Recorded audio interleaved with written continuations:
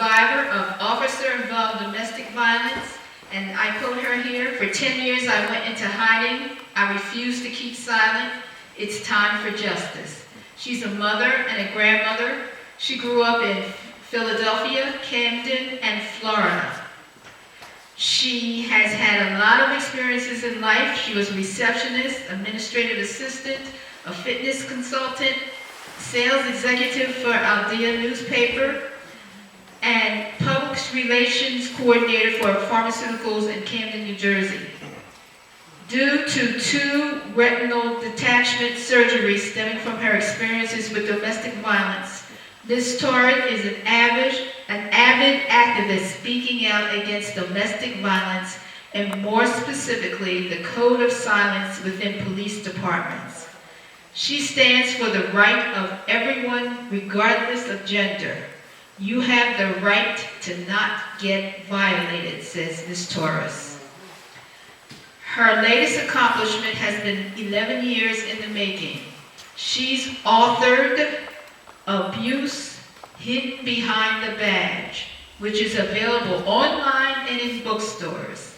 The book is Ms. Torres' personal story of domestic violence during her relationships with 2 police officers. She won first prize. I'm thinking, is she won? The book won first prize in Best Book in Women's Issue in English in the International Latino Book Awards ceremony in New York on May 25th, 2011. Please welcome Ms. Torres.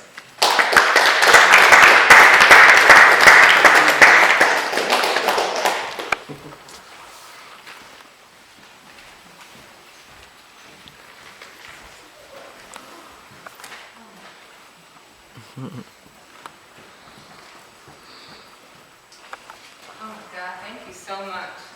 Thank you for having me here. I must share this with you. I decided to also put my book in Spanish in the memory of my parents who are no longer here with me. The Spanish book also won at the International Latino Book Award for honorable mention. But also, this book is not just me, but so many victims of domestic violence, not because it's just police. My problem was that I protected my abuser because of his position. And there are a lot of victims that do protect their abuser because of the position as a police officer. My reason for supporting Ada, when I saw the verdict, I just sat there and I cried. I couldn't do anything but cry because I know that feeling. I know that feeling that, wait a second, you have film, but there's no justice for me. You ignored the facts in clear, I mean, it's so clear that this man did what he did. And we cannot continue to protect these men or women, because I believe that women can become abusers also when they become police officers. It doesn't matter what position you are, but this has to do with Ada Guzman. This has to do with you and I, because there is a chance that one of you may become the next victim of an angry police officer. People knew of the history of this lieutenant. He had a history of domestic violence. People knew of the history of my ex-husband's domestic violence. They knew, but who are we? I decided that's enough. People ask me on Facebook, "Rosa, would you consider starting this event?" I'm like, yes. You know, I depended on Anilda Davila to take me there because I have no peripheral vision. So I said, I'm going to be there for Ada. Doesn't matter, but I will be there for each and every one of you. I don't care. This is what's so important to me. We must realize that this is all of us. I need all of your support. I saw so many of my brothers out there on Friday. I became so emotional. I said, look at my men, they're out here supporting us. This is what we need. This is what we need. We need to know that people want to say, oh, just men are abusers. No, we know that our men are out there to support us. We know that you're going to listen to the cries of those who are afraid to speak out. I'm not afraid anymore.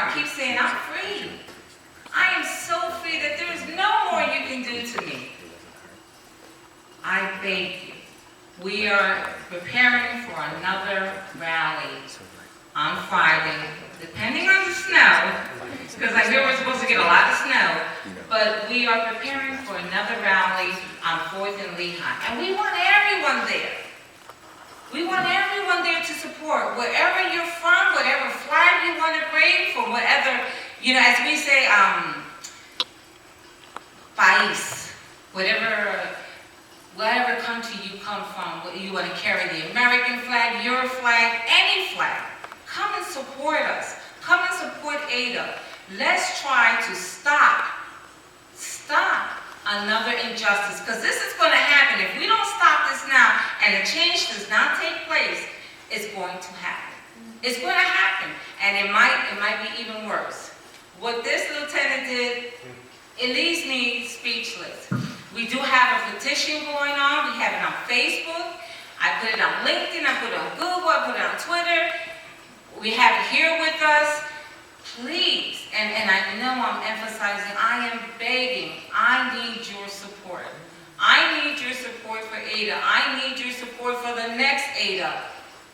Please, because they don't want to feel, they're going to be afraid to speak to the justice system. They're going to be afraid, no one's going to listen to me. They're going to protect him because he is an officer. Or they're going to protect him because he holds a position on the police department or any department or whatever you do.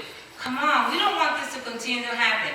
As a survivor, many of my sisters, and I'm going to bring up one, her name was Crystal Lane Justin. She was married to a Tacoma, Washington chief of police, and she tried to get help in the most way. He finally got her in the parking lot of a supermarket and killed her in front of their children and killed himself. This is still happening. I have women reaching out to me on Facebook, everywhere, but they're afraid. They're afraid to speak out. So this is why I'm reaching to you. This is why I'm saying, please help me. You are my brothers and sisters. I am begging that we need your support. We will also be at a church on Wednesday, having the whole entire community, because this is now affecting all of us. This is not just affecting me or affecting Ada. This is affecting all of us. We will be at 3552 North 6th Street at 7 o'clock, and we want all our communities to come together.